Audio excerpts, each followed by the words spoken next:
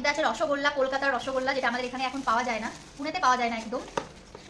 আর কি পাঠিয়েছে দেখি, এখানে পাঠিয়েছে এটাকে কি মিষ্টি বলে আমি সঠিক জানি না, মৌচাক।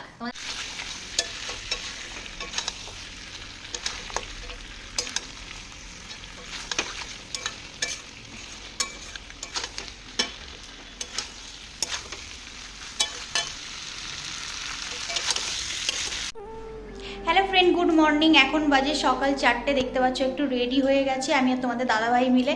তো কোথায় যাচ্ছি কি করছি সবটা তোমাদের সঙ্গে শেয়ার করব, তোমরা ভিডিওটা কন্টিনিউ দেখতে থাকো। তো এখন বেরোবো, তোমাদের দাদাভাইও রেডি হয়ে গেছে। আর বাইরে প্রচণ্ড ঠান্ডা, তার জন্য এই যে ওড়নাটা এইভাবে নিয়ে নিয়েছে, তোমাদের দাদাভাই বাইরে আছে। তো এখন বেরোবো, তো চলো তোমরা ভিডিওটা কন্টিনিউ দেখতে থাকো, আশা করি ভালো লাগবে। তো বন্ধুরা এখন এই যে আমরা চলে এসেছি রাস্তায়, এখন দেখি কি গাড়ি পাই। বাস আছে আমাদের 4টে কততে বেশ বাস আছে। তোমাদের দাদাভাই জিজ্ঞাসা করে এসেছিল। ও হ্যাঁ, তোমাদের তো বলাই হয়নি, আমরা যাচ্ছি এখন পুনে স্টেশনে। কারণ হচ্ছে কলকাতা থেকে মানে আমার মাসির ছেলে আসছে, ও এখানে কাজ করে, তো মা কিছু জিনিস পাঠিয়েছে সেটাই আনতে যাচ্ছি।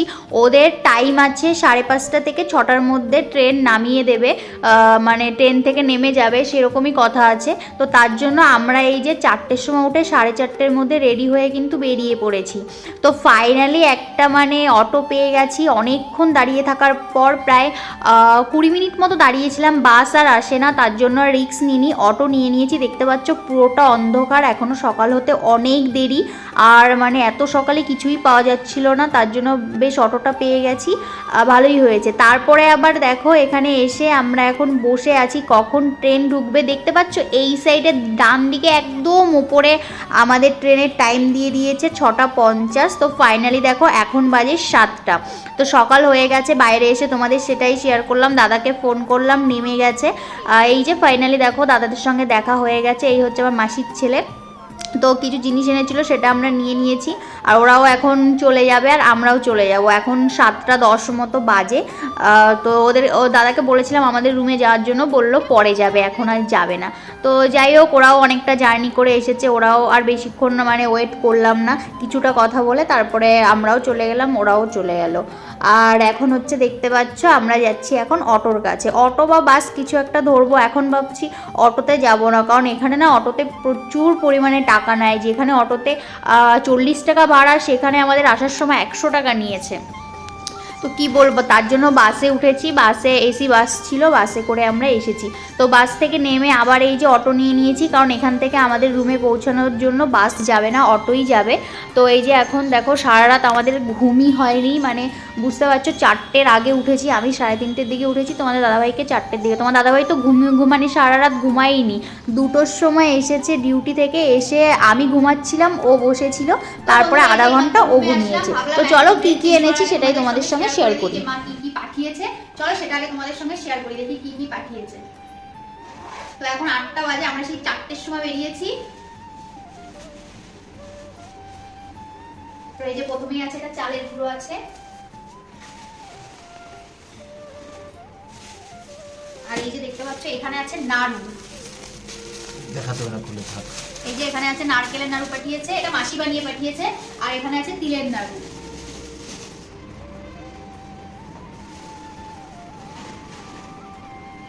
আর এই যে দেখতে পাচ্ছ এখানে মিষ্টি পাঠিয়েছে, চলো দেখাই কি কি মিষ্টি পাঠিয়েছে।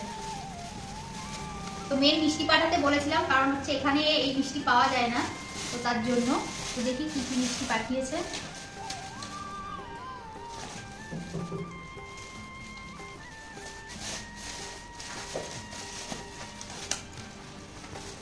তো এই যে এর মধ্যে আছে রসগোল্লা, কলকাতার রসগোল্লা, যেটা আমাদের এখানে এখন পাওয়া যায় না, পুনেতে পাওয়া যায় না একদম।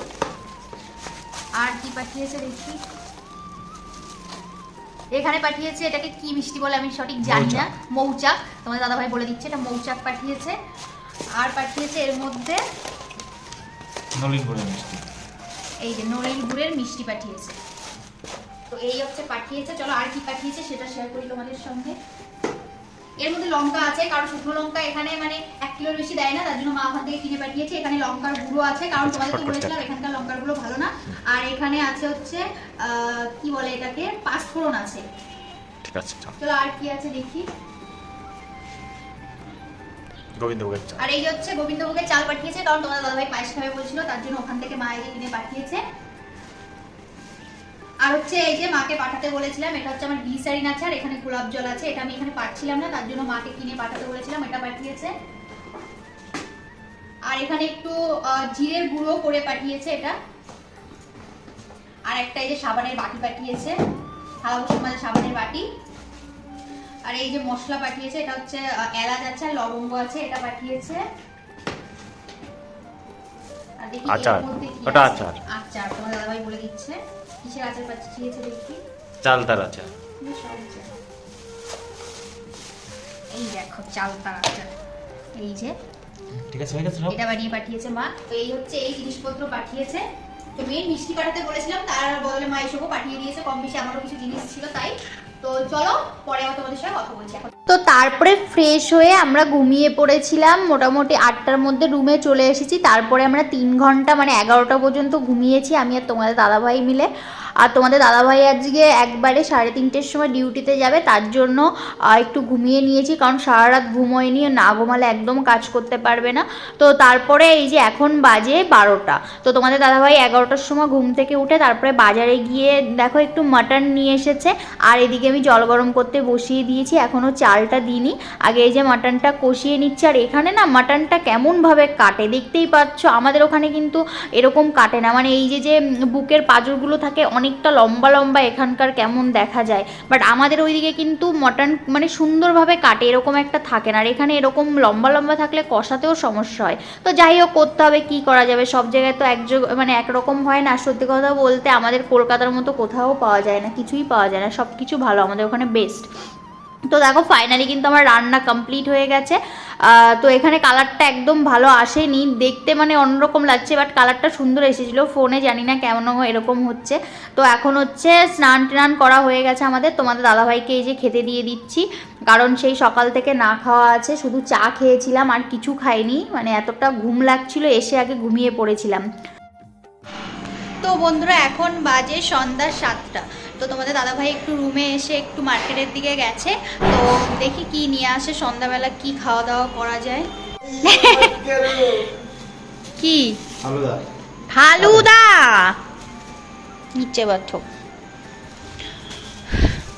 আর এই যে তোমাদের দাদাভাই এখন দুটো ফালুদা নিয়ে এসেছে। তো ফালুদা এখানে এসে সত্যি কথা বলতে বেশ ভালোই লাগছে খেতে, ওই জন্য আজকে তোমাদের দাদাভাইকে বললাম দুটো নিয়ে আসো। তো তোমাদের দাদাভাই দুটো নিয়ে এসেছে, দুটো ফ্লেভারের। তো কি কি ফ্লেভার এনেছে চলো সেটা তোমাদের দাদাভাই বলবে।